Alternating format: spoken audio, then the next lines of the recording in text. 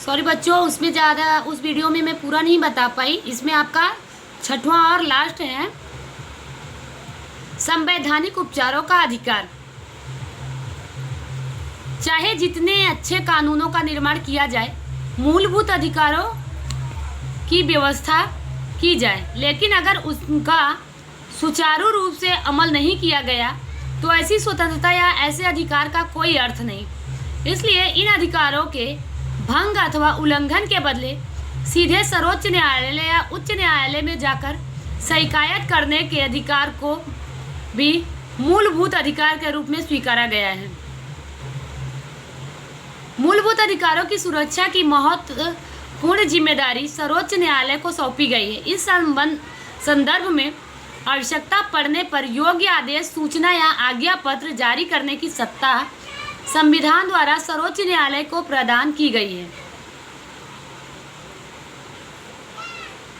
जिसके लिए कोई भी आपत्ति नहीं की जा सकती।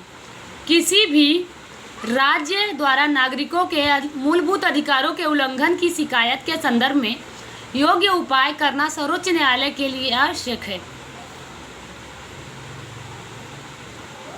डॉक्टर भीमराव अंबेडकर के अनुसार संवैधानिक उपचार का अधिकार संविधान की आत्मा के समान है। संसद कानून के द्वारा इस प्रकार के आदेश जारी करने की सत्ता अन्य किसी अदालत को सौंप सकती है। राज्यों की विधानसभाओं के द्वारा निर्मित कानून मूलभूत अधिकारों के साथ सुसंगत न हो या उनके द्वारा मूलभूत अधिकारों का उल्लंघन होता हो तो सर्वोच्च न्यायालय उन कानूनों को रद्द कर सकता है। इस प्रकार यह अधिकार किसी नागरिक को मूलभूत अधिकारों के उल्लंघन के बदले न्यायालय में जाने का अधिकार तथा अधिकारों की सुरक्षा प्राप्त करने का अधिकार है। इस प्रकार संविधान में समाहित मूलभूत अधिकारों को भारतीय नागरिकों को प्रदान किया गया है। यह अधिकार सरकारी, केंद्र तथा राज्य के विरुद्ध प्रदान किया गया है। मूलभूत अधिकार हमेशा सभी नागरिकों को प्राप्त होते हैं, परंतु आपातकालीन परिस्थितियों में कुछ मूलभूत अधिकारों को स्थगित किया जा सकता है। राज्य ऐसे किसी कानून का निर्माण नहीं कर सकता जिसके कारण एक नागरिक के मूलभूत अधिकार समाप्त होते हों। आपके अधिकारों के बारे में पूरा है। अब मूलभूत कर्तव्य यानी कि मूलभूत जो कर्तव्य हैं हमारे, उसके बारे में है। तो एक बार आपको अधिकार तो आपको पता है कि हमारे क्या क्या अधिकार हैं, हम कैसे अपने अधिकार को पा सकते हैं, उस पर अमल कर सकते हैं। अब हमारे कुछ कर्तव्य भी हैं जिसका हमको पालन करना है। भारत में प्राचीन समय में से ही लोग अधिकारों की अपेक्षा कर्तव्यों के प्रति ज़्यादा जागृत हैं। अभी मैंने आपको बताया ना कि अधिकार सबको प्राप्त, कि सबको ज़रूरत है अधिकार की, हमारा ये अधिकार है, हमको ये चाहिए, लेकिन हमारे कुछ कर्तव्य भी तो हैं जो हमको अपने देश के प्रति करना है। जिस प्रकार नागरिकों को अनेक मूलभूत अधिकार प्रदान किए गए हैं, उसी प्रकार नागरिक के कुछ मूलभूत कर्तव्यों का समावेश 1976 के संविधान संशोधन द्वारा संविधान में किया गया है। कर्तव्यों का मूलभूत कर्तव्य के रूप में समावेश का उद्देश्य देश प्रेम, राष्ट्रीय भावना, अनेक उच्च आदर्शों तथा मूल्यों के प्रति नागरिकों के में जागृति लाकर राष्ट्र की उन्नति के लिए नागरिकों को प्रतिबद्ध बनाना था। प्रत्येक नागरिक का यह कर्तव्य है कि वह देश की एकता, अखंडता तथा सार्वभौमिकता की सुरक्षा में अपना यथासंभव योगदान दे। देश और समाज के प्रति शांति, सुरक्षा, सद्भावना, संवादी तथा सांप्रदायिक सौहार्द की भावना बनाए रखना प्रत्येक नागरिक का कर्तव्य है। पाठ्य पुस्तकों में प्रथम पृष्ठ इन कर्तव्यों को दर्शाया गया है। आपका पहला कर्तव्य क्या है? संविधान का पालन करना, यानी कि जितने नियम बनाए गए हैं, कानून बनाए गए, उनका पालन करना तथा संविधान में व्यक्त आदर्शों एवं संस्थाओं, राष्ट्रगीत, राष्ट्रध्वज के प्रति आदर रखना। दूसरा है स्वतंत्रता संग्राम के उदात्त विचारों तथा प्रेरणादायी आदर्शों का आदर करना तथा उनके अनुसार आचरण करना। भारत की सार्वभौमिकता, एकता तथा अखंडता का समर्थन करना और उसकी रक्षा करना।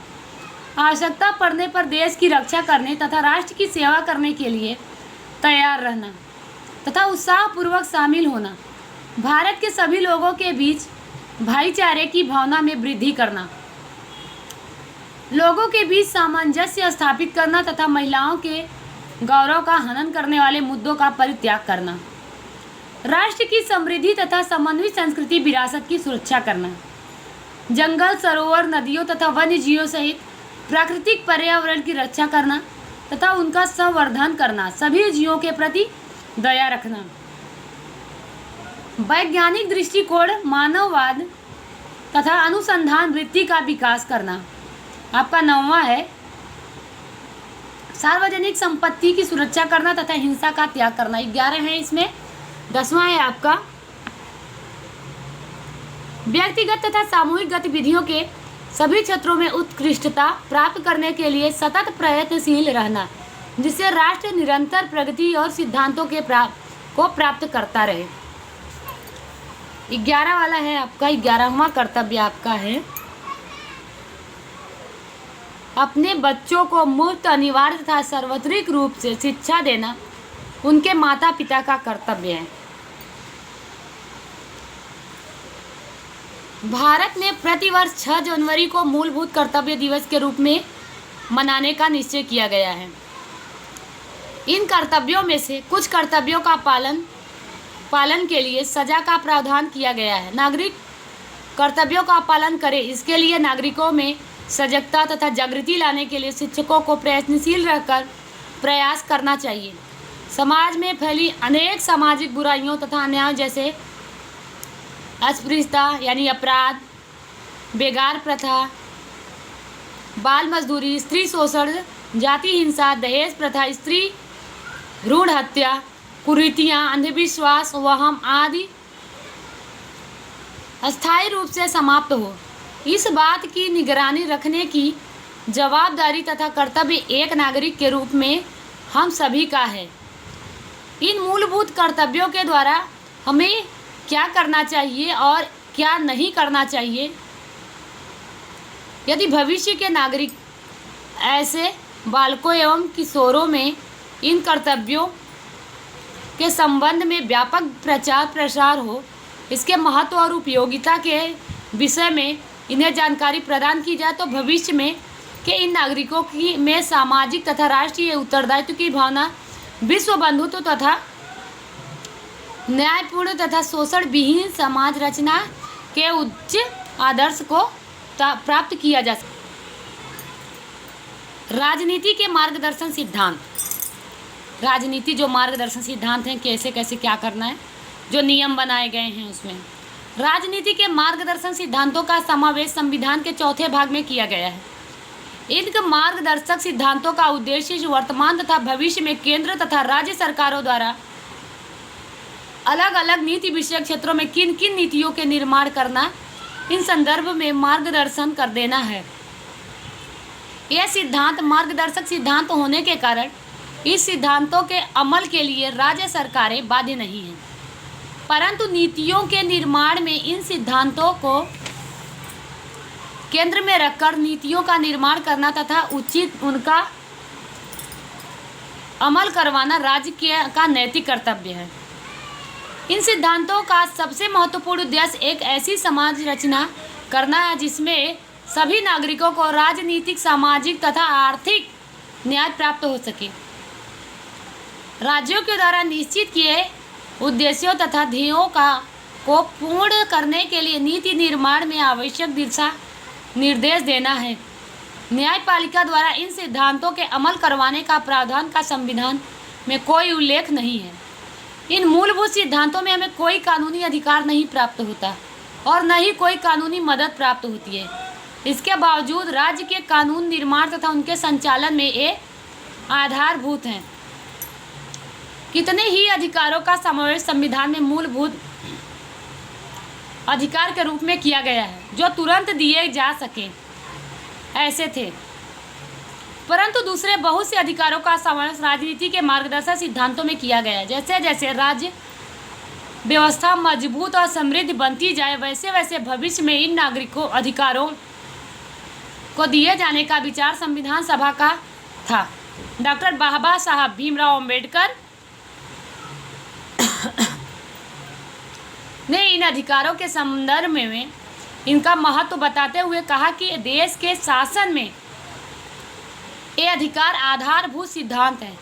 हमारे संविधान में राजनीतिक लोकतंत्र स्थापित करने का प्रयास किया गया है, परंतु सामाजिक तथा आर्थिक लोकतंत्र के बिना राजनीतिक लोकतंत्र अधूरा है। इन मार्गदर्शक सिद्धांतों को विविध विभागों में विभाजित कर जानकारी प्राप्त करेंगे। आप देखेंगे, पहला है आर्थिक नीतियों के संदर्भ में सिद्धांत। आर्थिक नीतियों के निर्माण में अनेक महत्वपूर्ण सिद्धांतों का समावेश किया गया है, जो निम्न अनुसार है, जो निम्नलिखित है, जो नीचे लिखा गया है। सभी नागरिकों के महत्तम कल्याण का उद्देश्य पूर्ण हो, इस प्रकार के समाज के भौतिक संसाधनों की मलिकी तथा नियंत्रण का विभाजन करना, संपत्ति तथा उत्पादन के साधनों का किसी एक समूह या वर्ग में केंद्रीकरण न हो, राज्य द्वारा एक ऐसी अर्थव्यवस्था का निर्माण करना। तीसरा है पुरुषों तथा स्त्रियों को समान काम करने के समान वेतन प्राप्त हो, राज्य ऐसा प्रयास करेंगे। कार्यस्थल पर सभी कर्मचारियों का स्वास्थ्य सुरक्षित रहे, ऐसी मानवीय परिस्थिति का निर्माण करना है। स्त्री पुरुषों तथा कम आयु वाले बालकों का आर्थिक मजबूरी के कारण, यानी कि जो उनके आर्थिक पैसे की मजबूरी होती कारण स्वास्थ्य बिगड़े, ऐसे काम धंधे या बिन आरोग्यप्रद स्थलों पर तथा जोखिमपूर्ण कार्य न करना पड़े। औद्योगिक इकाइयों में संचालन प्रक्रिया में कर्मचारियों की भागीदारी के लिए राज्य आर्थिक चौथा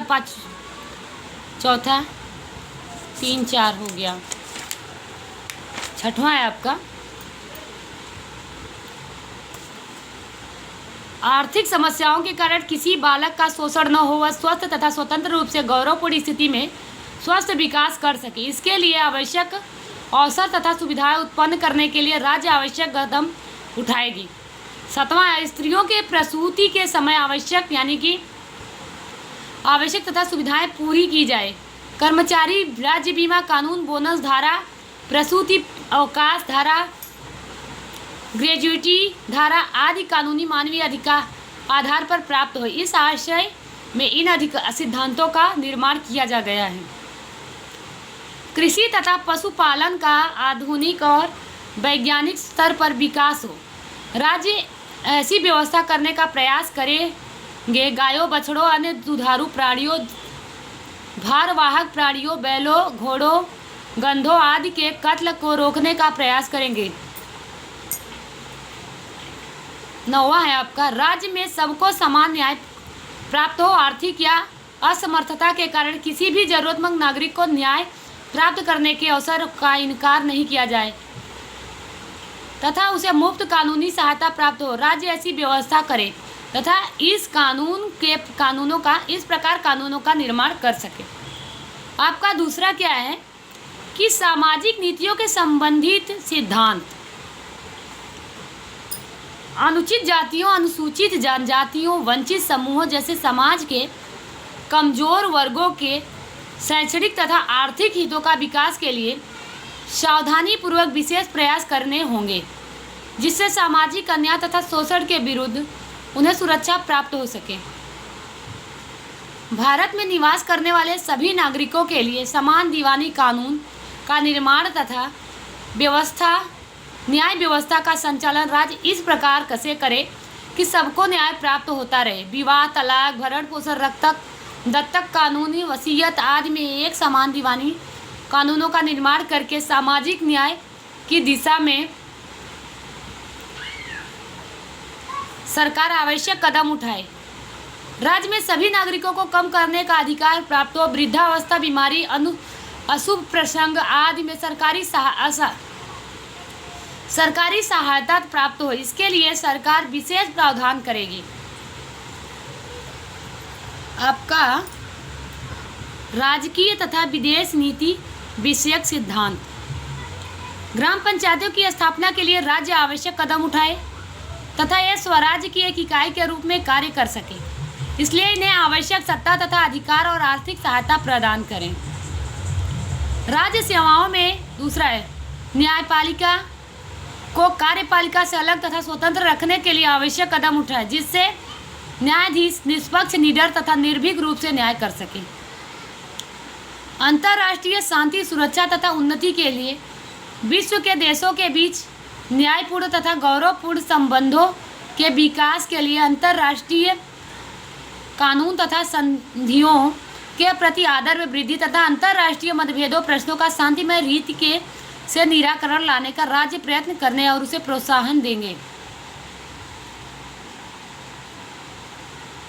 अब आपका है चौथा, शैक्षणिक तथा सांस्कृतिक नीति संबंधित सिद्धांत। 14 वर्ष की उम्र के सभी बालकों को संविधान लागू होने के 10 वर्ष के अंदर मुफ्त तथा अनिवार्य शिक्षा प्राप्त हो, इसके लिए राज्य प्रयत्न करेंगे तथा अब 2009 से मूलभूत अधिकार बन गया है। राष्ट्रीय महत्व के रूप में घोषित किए गए सभी कलात्मक और ऐतिहासिक महत्व वाले स्मारकों, स्थलों, कलाकृतियों, इमारतों के मूल स्वरूप में परिवर्तन, लूटपाट, नुकसान, विकृति, स्थानांतरण तथा उसके नुकसान को रोकना तथा उनकी सुरक्षा करना राज्य का कर्तव्य होगा। इस तरह इन सिद्धांतों का उद्देश्य यह देखना है कि राष्ट्रीय की सांस्कृतिक और ऐतिहासिक विरासत का सही तरीके से सुरक्षा हो। स्वास्थ्य विषयक नीति में संबंधित सिद्धांत, ये आपका अंतिम टॉपिक है। इसमें क्या है, पहला, लोगों के स्वास्थ्य तथा पोषण के स्तर में सुधार हो, इसके लिए राज्य प्रयत्न करे तथा सार्वजनिक स्वास्थ्य तथा सेवाओं में वृद्धि के लिए आवश्यक कदम उठाना यह राज्य का मौलिक कर्तव्य है। स्वास्थ्य के लिए हानिकारक नशीले पदार्थ, शराब, मादक द्रव्यों तथा आदि राज्य प्रतिबंध लगाए और सभी उपयोग के अलावा मादक पेय पदार्थ, ड्रग्स तथा अन्य नशीले पदार्थों पर राज्य प्रतिबंध लगाए। देश में पर्यावरण प्रदूषण कम कर उसकी सुरक्षा तथा उसमें सुधार हो, इसके लिए राज्य प्रयास करे। देश में आए हुए जंगलों तथा वनस्पतियों की रक्षा के लिए राज्य विशेष व्यवस्था करेंगे। चौथा है, कर्मचारियों को उनके कार्यस्थल पर स्वास्थ्यप्रद वातावरण प्राप्त हो, निवृत्ति के समय यानी कि रिटायरमेंट के समय सामाजिक तथा सांस्कृतिक विकास के पर्याप्त अवसर प्राप्त हो, इसके लिए राज्य प्रयत्न करेंगे। उनके मानसिक शांति के लिए उन्हें मनोरंजन की सुविधाएं प्राप्त हो, ऐसे प्रयत्न राज्यों को रोकने का उल्लेख है। इस तरह राजनीति के मार्गदर्शक सिद्धांतों का उद्देश्य ऐसी समाज व्यवस्था तथा राज्य व्यवस्था स्थापित करना है जिसमें जितना संभव हो सके उतना सत्ता का विकेंद्रीकरण हो, धर्म या जाति के भेदभाव के बिना समाज रचना, समतामूलक, शोषण मुक्त तथा कल्याणकारी समाज व्यवस्था तथा अर्थव्यवस्था की स्थापना इन सिद्धांतों का मुख्य उद्देश्य है। इस तरह देश में सामाजिक लोकतंत्र तथा आर्थिक लोकतंत्र का स्थापना करना है। सामाजिक सुरक्षा के द्वारा समाज के कमजोर वर्गों के विकास के लिए राज्य विविध कल्याणकारी योजनाओं को लागू करेगी, ऐसी अपेक्षा की गई है। लोकतंत्र का राजनीतिक क्षेत्र के अलावा सामाजिक तथा आर्थिक क्षेत्र तक विस्तार हो, शोषण एवं अन्याय मुक्त ऐसी समतामूलक न्यायी समाज व्यवस्था का स्वप्न साकार करने की जवाबदारी राज्य सरकार को सौंपी गई। मूलभूत अधिकार तक राज्य की सत्ता को सीमित करता है, जबकि राजनीति के मार्गदर्शक सिद्धांत राज्य की सत्ता का विस्तार करते हैं। मूलभूत अधिकार राज्य की लोकतंत्र की स्थापना करते हैं, जबकि मार्गदर्शक सिद्धांतों का उद्देश्य सामाजिक और आर्थिक लोकतंत्र की स्थापना है। इनमें कोई विरोध नहीं है, बल्कि दोनों एक दूसरे के पूरक है। ये चैप्टर आपका समाप्त हो गया। अब आपको आगे का चैप्टर है और सबसे महत्वपूर्ण चैप्टर आपका है सरकार के अंग। थैंक यू बच्चों।